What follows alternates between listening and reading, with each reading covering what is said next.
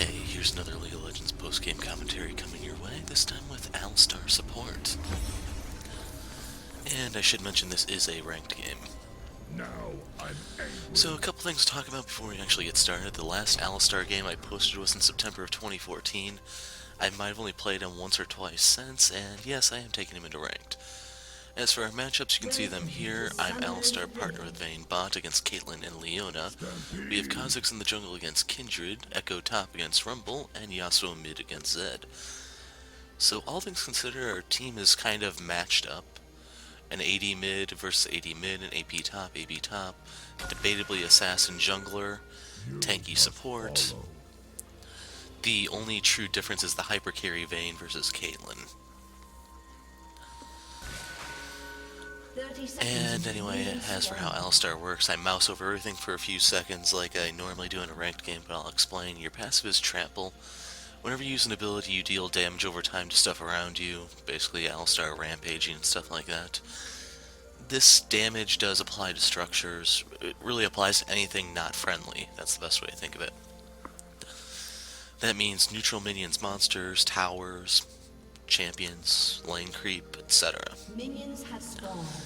The damage itself scales with your level and I think also your AP, but I wasn't really paying attention to the scaling since the numbers are extremely small on my screen. As for your Q, that is Pulverize. It's your knock-up. That's why it's one of the two reasons I picked Alistar here. First of which is the Pulverize, because that combos with Yasuo, so that way I can knock up a large group of people for him to ult off of. Because if you notice, our team comp, Vayne and I are the only ones who can help him. Like right there I did a little bit of tanking for Kha'Zix because he needs all the help he can get. The first clear is extremely brutal to the bug. That may be changing in the postseason. Now I'm angry. There's actually no telling if I'll be around to find that out though, because I might talk about it if I get a little bit of time. Moving forward, your W is Headbutt. It's a knockback move, which is why Alistar is what I consider to be Leona's hardest counter. Basically, you charge into the enemy and knock them back. And if you know what you're doing, you can combo the Headbutt Pulverize for a mini Malphite ult. It has like a 15-second cooldown compared to Malphite's 2 minutes. But the flip side is Alistar is extremely mana hungry, so you can't do it very often. Moving forward, your E is Triumphant Roar. It's a AoE heal. I'm going to be maxing that first because Caitlyn has a 125? Actually, I can't remember what Vayne's auto attack range is offhand, if it's 525 or 550. Thing is, Caitlyn has a pretty significant range advantage, so our objective here is to farm up and survive. We're not looking for kills. We are going to get them, but we weren't fishing for them in the first place. And sadly, I'm going to miss this cannon. That was pretty painful. So finally, your ult is Unbreakable Will. It's a cleanse. You will basically break any stats effect that's on you at the time, and then you get a huge amount of damage reduction. It makes Alistar extremely tanky, one of the most durable characters in the game, despite being a support. And with his moveset completely explained, now I'll talk about my setup. I've mentioned time and time again how much I hate the Relic Shield on pretty much anyone because your teammates will not let you proc these stacks. It doesn't really do anything for your mana, one of the things that Alistar really has problems with. It doesn't do anything for his movement speed because I think he's actually the slowest melee character in the game. And if you're wondering the reason why I went for it is because I anticipated having our backs to the turret and I wanted to help Vayne last hit. So if you're paying attention a few, well, it's probably like 30 seconds ago now, when Vayne was last hitting under tower, I took the melee minion for her with my Relic Shield and then I set up all the casters for her. So right here Leona got a little greedy. Sadly, she wasn't close enough to tower, but we were still able to do a lot of damage on her. We got her flash down, we got Cait's heal, and Basically, like, they are a kill lane. Their terms for winning this lane is by killing us. And they are in a really bad spot. So, with her flash down, no heal, she was a sitting duck. I honestly don't know why they were trying to pick a fight. The thing is, they did, and we made them bleed for it. Now, the bad part here is I didn't get an assist because I couldn't get my heal off in time. And Kha'Zix should not be trying to pick a fight with Kindred just because she's a little bit more mobile than he is until level 11, in which case he's a lot more mobile than she is. But in the meantime, I want to cash out the stacks. You can see that Kindred has marked me for death. I will tell you right now that it's going to be one of the things she has a lot of trouble with this game. But anyway, with no mana and really nothing else, there's no reason for me to stick around. I want to go back to buy. One of the things I want is the Targon Brace because it gives me a stack every 30 seconds versus a stack every minute. And to address my mana problems, I picked up a pair of Fairy Charms here. It gives me 50% bonus regen, but I'll talk about that in a second. Unfortunately, Vayne doesn't take the opportunity to go back when I do, so we don't really get to deny as harshly as we want to. Instead, we're going to be a little bit off sync. It's not the end of the world, but it's less than desirable. And now I will talk about the Fairy Charms. So, one of the things that's being changed leading into Post 6 is the way mana works. For those of you that weren't around for Season 4 when they changed most of the supports, and I said this is an awful design, I have no idea what Riot is doing, it only took them 2 years to realize I was right, and they are finally starting to change the way mana works for the supports. One of the problems that we have is that pretty much all of your traditional supports have vanished off the face of the earth because all these changes that have been made in the meantime have just chipped away at their power base to the point where they are largely inconsequential. Now, due to the amount of CC Alistar has and the amount of protection he can give, he's probably the one that has been spared, but Lulu's found in a solo lane these days. Sona and Soraka are pretty rare picks. I don't even know the last time I fought a Nami. It's just the changes they made 2 years ago, they're finally deciding to fix. And it's one of the things that's leading up to my frustration with the game. Instead of Riot taking a look at what's broken and deciding, hey, in post-season maybe we should fix some of this crap, they are opting to roll the dice, breaking 2 to 3 times more in the process. And I'm not convinced they're fixing a damn thing. And you get the horn. It's just astounding no one can take a look at this and realize, hey, maybe we should fix our problems before we generate more of them. Now I'm angry. And there's so much I could talk about with these new season changes, and it's just a freaking mess.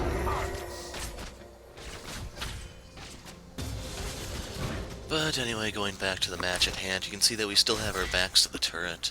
Pretty much like I said, the conditions for Cait and Leona to win this is by killing us.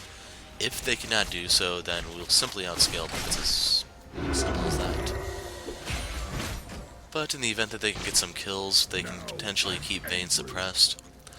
The thing that they have to worry about, though, is even in the event Vayne does get shut down one way or another, I synergize with Yasuo to a large degree, and in order to win the game, they actually need to keep both Vayne and Yasuo down.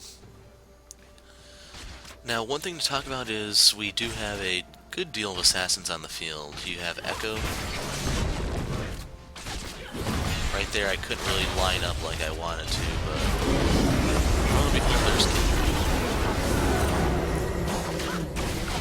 Sadly, they are going to kill me here because I don't want to waste my flash.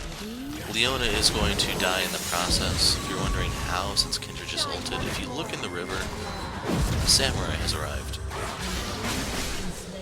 So I get the assist off of that, and once again, like I was saying, one of our conditions for winning this is either Vayne or Yasuo getting fed. And right there, Yasuo got a free kill, and it's slowly pushing Kindred onto tilt. An enemy has been slain. So in case you're wondering, there will be a game later this week where the Kindred and Caitlyn are on my team, so you'll be able to see what they're like when they're on an allied team Nothing can hold firsthand. me back. The Kindred really is a ball of rage, I'll tell you that right now. But anyway, you can see on that screen, if you paused it or were just paying attention, Caitlyn has a pickaxe, Vayne has a Bilgewater cutlass. Unfortunately, I think Caitlyn does have enough for a BF sword now, so we no longer have the AD parity. And I want to use the Sightstone to get some vision here and there. An enemy has been That way we don't have to worry about Kindred as much, but she's going to be spending a lot of time down here. To be completely honest, I'm not sure why, since Yasuo would be a much better target, seeing as how she and Zed can put out a large amount of DPS. And when you factor in the amount of disengage Alistar has, it's generally not a good idea for her to come down here. In a legitimate fight, I can actually headbutt her out of her ult, potentially killing her in the process, denying her her heal, and the best part is we can actually hijack her heal for ourselves. Alistar is one of those characters that actually hard counters Kindred as well. It's just we have to wait until late game team fights for me to actually exploit this.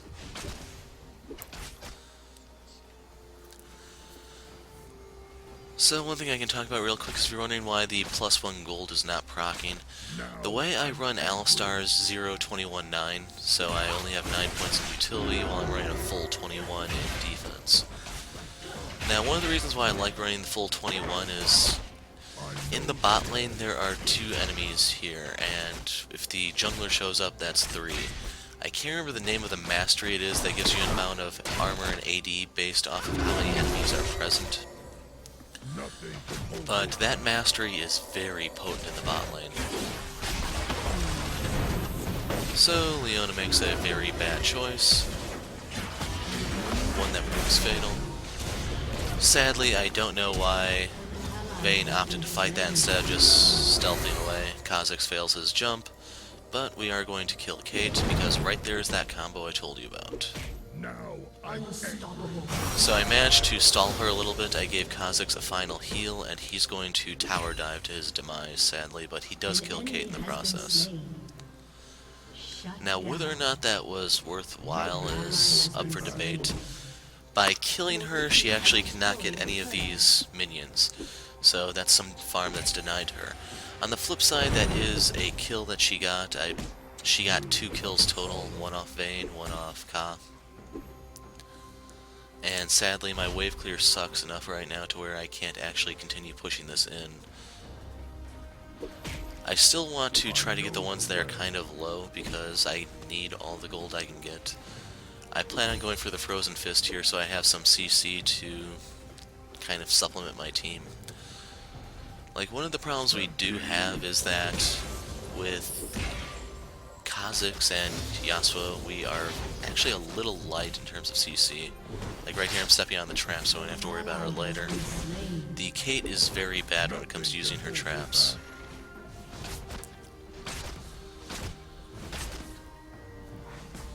But Yasuo has his knockup, Kha'Zix has a slow on his passive. Echo does have a true stun, Vayne has condemn. I should also point out that between Vayne's condemn and my headbutt, we actually can really bring Kindred's day. So right here I end up having to use Flash and Unbreakable Will, but the important thing is we do get Rumble's teleport and there are 4 people down here. In the end we are going to have to forfeit the tower, but Echo has... You can argue he had free reign in the lane to begin with because of how badly he was crushing Rumble. It's just he's able to go ahead and contest that inner turret, and there's nothing that the enemy can do simply because it takes 7 to 8 seconds to teleport depending on what masteries you're running. And here we have a fight. So Rumble down, I go on Cait. then I follow up on Leona. Sadly, there's nothing we can do on Kindred since she has the blue buff. She basically has a green light to just hop over the wall. Had Yasuo came down instead of around, we might have been able to get her, but instead, we do get Leona. So I didn't get anything off Rumble, but I got stuff off Cait and Leona, 2 assists for me, and I need to kind of go back. Right here I'm peeking on the Gromp to see if Kindred actually did take it, because if you notice, her mark has been there for a long time now. So one of the things I want is the Chalice, which I can turn into Mikhail's Crucible. If you're wondering what the significance of that is, I know the way. I can basically cleanse a Leona stun, and that's kind of it. That's all they really have for CC. I don't believe Mikhail's works on Deathmark, but I can still give a large amount of hit points to Zed's Tark to potentially deny him a kill. That's kind of it. Now, one thing I should point out is we're past the 15-minute mark, and yes, I do not have boots. I'm not going to be finishing my Targons. From here, I want to get the Frozen Fist, though we have more kill potential. That way, if Leona decides to engage, it's basically to her demise. I went for the early Sheen because Alistar has pretty good base AD, and then when you factor in Must follow. the AD he gets from his ult, he packs quite a punch, as you'll see when I actually do kill Kindred. Now, sadly, I don't know what Yasuo and Ka were up to, but they end up giving a pair of kills to Cait, which is not quite ideal, but Cait was not having much success in this lane to begin with. The problem we have right now, though, is Cait has a red buff. Like I said before, Alistar is probably the slowest out of all the melee characters, and it's even worse now. Nothing can hold me back. So I'm a little hesitant to approach her simply because of that red buff. We were able to get her net, and you can see that they decide to come around for one reason or another.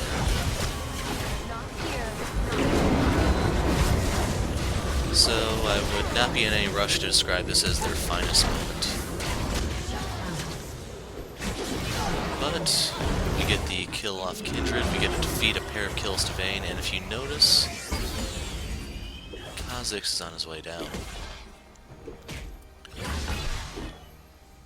So once again, I need to buy time, and the best way to do that is Headbutt Pulverize. So that brought her to a dead halt. Ka can go ahead and collect her. That's a kill on one of our assassins, and I get the assist. And it's just setting the enemy further and further back. I also get EXP off of Leona's death, so does the bug. And these are just small things that continuously add up as we go. And once again, you'll notice I'm going back. Still no boots. We're hitting the 20-minute mark. I think the Glacial Shroud is worth more because if you notice, there's a lot of AD on their team. Zed, Kindred, Cait. The Rumble is in the process of feeding, so I'm not too concerned about MR, but I do have the Chalice, which will become the Crucible for that. And then Leona does deal marginal amounts of magic damage through her skill set and her passive. But I should also point out, during that last fight, I was the one marked for death by Kindred. Not a bright idea since Alistar is deceptively tanky, and you got to see how that fight played out. The stack was denied from her, and it just kind of sucks to be her, in general. Now, you'll notice there is no mark on the Gromp anymore. The thing that I don't know is if that means someone took the Gromp. If it was an ally, the icon would have been upgraded or updated or something like that. But there's also the possibility that Kindred got her 6th stack, so she doesn't get the bonus anymore. As for right there, I was tanking those for Vayne because I do have health regen for my Targons. It's not a lot, but it's something. Not to mention my Roar works doubly effective for me compared to teammates, so it's better for me to do some of the tanking.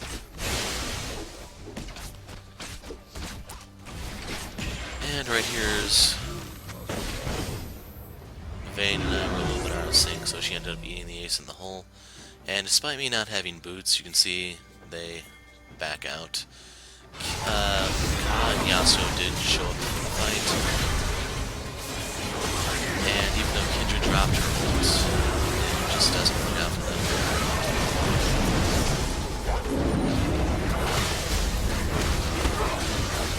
Now, sadly without boots, I'm dead. So the only thing I can try to do is delay the enemy somewhat. We do end up getting Cait. You can see that Yasuo goes all vulnerable. We pick up Kindred in the process.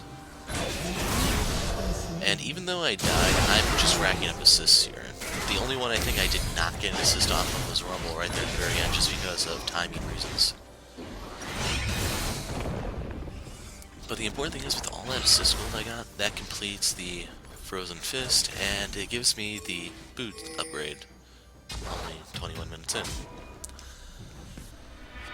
As for right here, I kind of agree with Ka's assessment. It's best to take the tower and then fall back to the dragon. In the end, Yasuo does solo it. It's just, he has a good deal of AD with his Phage, his Hydra, and his Warrior enchantment. So he can do quite a bit of damage to that tower if given the opportunity. You can see that alone, he took, what, 75% of its health? And Leona ends up dying, but I'd say the enemy comes out ahead just because they got an assist off of that rather than just the kill. Now, I do not know who Kindred had marked for death, but you can see she took the mark off of me, or it expired when I died. I'm not entirely sure. I'd have to review the video to see if she got an assist or not. And right here, things are getting a tad ugly. So I drop some wards as we fall back. Once we have some reinforcements, we can actually put up some resistance. But for now, we just need to fall back. Now, one thing I can explain is, if you're wondering why am I going for Pulverize second, it's to bring the cooldown to something manageable. Like, that was kind of unfortunate for Kindred, all things considered. Like, Leona showed up to fight. Right there I interrupt Ace in the hole. Kha'Zix shows up. Cait goes down. Vayne goes down. Equalizer pretty much goes empty. And right here they have to make a sacrifice. There really wasn't much way for us to kill Rumble here, but with the Equalizer missing and them losing so many teammates in the process, there was really nothing Rumble could do. And since he doesn't go back, we end up collecting him too. Now, unfortunately, I have no cooldowns to deal with Zed. Thing is, if he leaves that tower, I can kill him. And he's aware of that, and you can see that he's hanging back. Without his ult, I definitely want to try to bait him into something. You can see that he really wants to keep his range. I have the feeling that he ran into an Alistar before and knows what I can do. Right there, I missed the combo. Had I been able to successfully land that, he probably would have done it. Now, since I did headbutt him, I get the assist. But right here, there's nothing I can do to survive, so all I can do is buy time to try to get Yasuo out. And I think that's the last death I have. Seeing as there's only about 5 minutes left in the game, it kind of makes sense.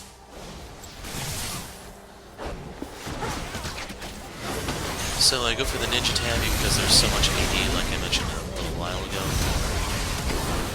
And you can see Vayne tried to condemn Kindred out. There wasn't quite enough range, but we still get 3 of them for free. And to make things worse, all of that gold went on to carry-type units. Vayne, the AD carry, the assassin jungler Ka, and our assassin top laner Echo. Now, I think Ka went a little greedy. He ends up eating Equalizer and dying himself. Right here, we're racing to Vayne to try to save her. And I should point out, Liandry's Torment cannot kill, so if you ever have that burning on you, know that the spell itself can kill you, but not the Leanders. That's why if Vayne got off the equalizer, she was pretty much set as long as we made sure nothing else hit her. An Electro Harpoon still would have been more than enough to ruin her day.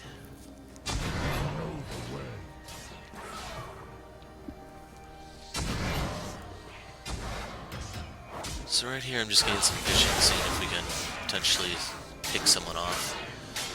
Like I said very early on in the video, Headbutt Pulverize does synergize into Last Breath.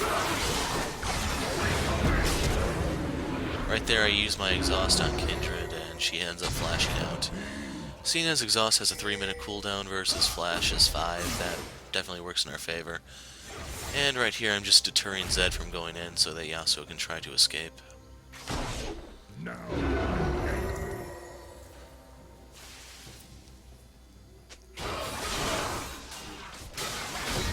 I'm trying to read what they're saying, but I can't even see what Echo said. Nothing can hold me back. Anyway, Ka kills Cait, An ally ends has up been dying to slain. Zed, and once again, since the enemy got an assist off of that, I'd say they came out ahead. You can see that I'm being marked right now. And I can just headbutt her away, and then Yasuo and I will split up. And that's kind of it for the engage. An ally has been Now slain. I'm angry. I'm going around to meet up with Yasuo to try to secure his escape. Leona does have Mobies to make things a little bit inconvenient. But had he chose a better route, he should have been able to escape. Enemy I killing know spree. the way. The important thing is, I was the one that was marked for death, and you can see me walking away.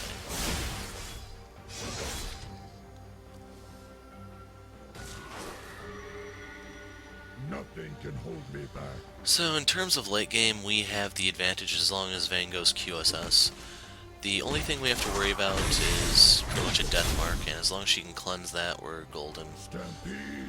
I'll eventually become far, far tankier than Leona. Case in point here. This is the final battle, I believe. You can see Echo is warping in.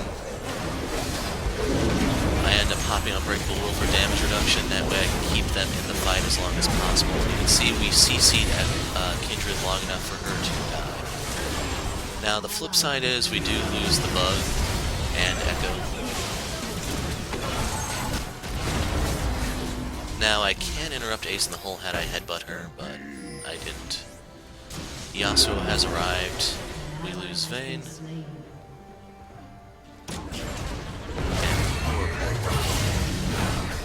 Sadly, that was a single man last breath, but it was still more than enough. I get to deny any stacks to Kindred since I survived.